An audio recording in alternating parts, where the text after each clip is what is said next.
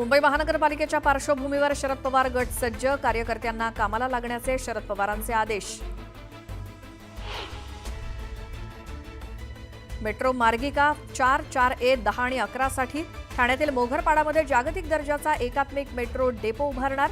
तब्बल 174 हेक्टर जमीन राज्य सरकारकडून MMRDAला हस्तांतरित।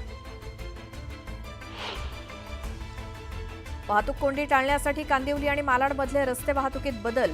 कांदिवलीमध्ये समविषम पार्किंग तर मालाड परिसरात नो पार्किंग करणार, प्रशासनानं आखला प्लान।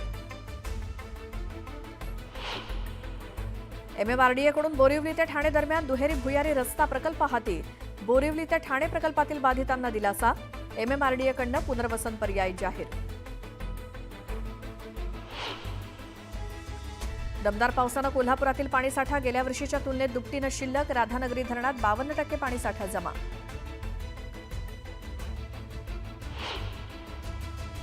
अभियांत्रिकीच्या विस्तारामुळे सीईटीकडे ओढा वाढला। यंदा विद्यार्थी नोंदणी आणि उपस्थिती सर्वाधिक।